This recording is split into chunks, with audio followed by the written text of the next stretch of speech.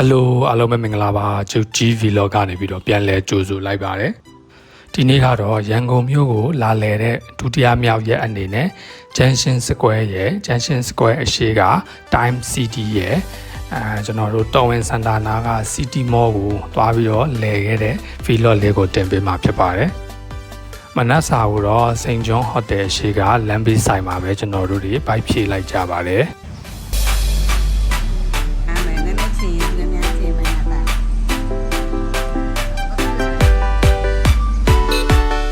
ဘိုက်ဖြည့်ပြီးမနက်9:00 နာရီလောက်မှာကျွန်တော်တို့ Junction Square ကို Grab Taxi ငှားပြီးတော့သွားပါတယ်။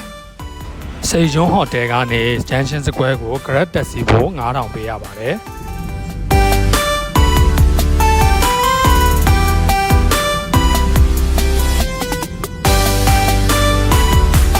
Junction Square ရောက်တာနဲ့ဂိမ်းကစားတဲ့နေရာသွားပြီးတော့ပစ္စည်းတွေကလည်းအရန်လှနေတာမို့လို့ဂိမ်းလေးဆော့ပြီးတော့ဓာတ်ပုံရိုက်ကြပါတယ်။ကျွန်တော်နဲ့ကျွန်တော်ညီကတော့ဂျပန် anime တွေကြည့်ကြတဲ့လူတွေဖြစ်တာမို့လို့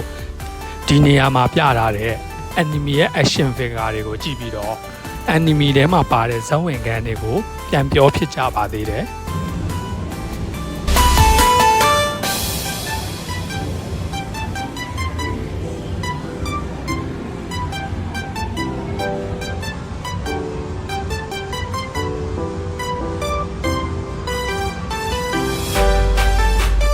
Junction Square ကို live ပတ်ကြည့်ပြီးတော့လိုအပ်တာတွေလည်းဝယ်ပြီးတဲ့အခါမှာကျောင်းတက်တုန်းကစားခဲ့တဲ့ရေခဲမုတ်လေးကိုသတိရပြီးတော့ရေခဲမုတ်ကိုလည်းအတူတူစားခဲ့ကြပါသေးတယ်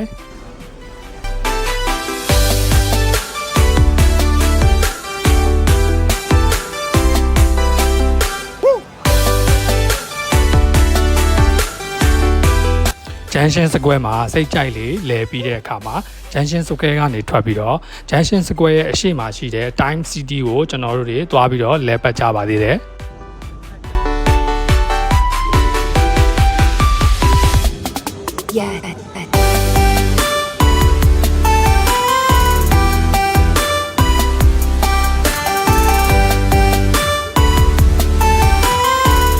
ဒါကတော့ Time Mall နဲ့ Jewelry Mall ကိုဆက်သွယ်ထားပေးတဲ့မှန်တရားကနေပြီးတော့လှမ်းမြင်ရတဲ့ view ပါ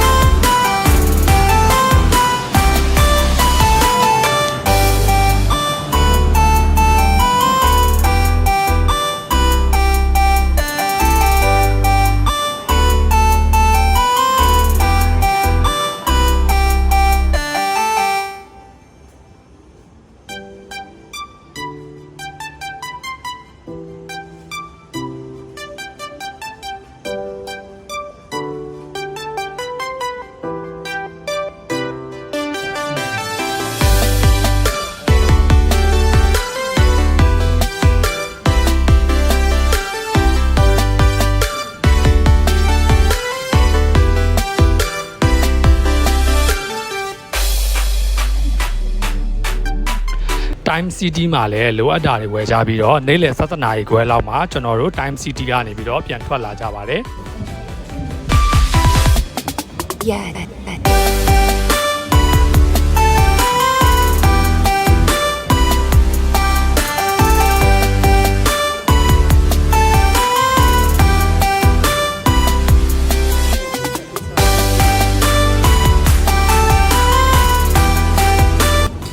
နေ့လယ်စာစားကြပြီးတော့တခြားလဲသွားစရာမရှိတာမို့လို့စိတ်ကျွန်းဟိုတယ်မှာပဲနေ့လယ်ဘက်ကိုအနားယူလိုက်ကြပါတယ်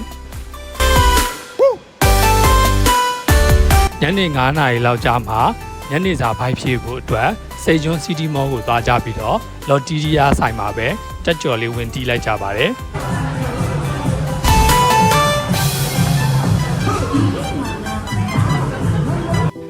ချက်ကြော်စားပြီးတော့ဘိုက်လည်းပြည့်နေပြီမို့လို့အစာကြေအောင် City Mall မှာရှိတဲ့ Ocean ကိုတပတ်ပတ်ကြပါတယ်ဗျ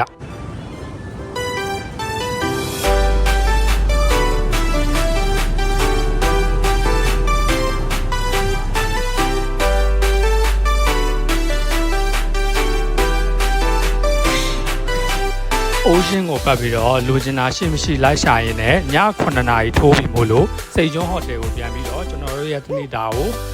အဆုံးသတ်လိုက်ကြပါတယ်ဗီဒီယိုအဆုံးထိကြည့်ပေးခဲ့တဲ့အတွက်ကျေးဇူးအများကြီးတင်ပါတယ်ကျွန်တော်ချုပ်ကြီးပါ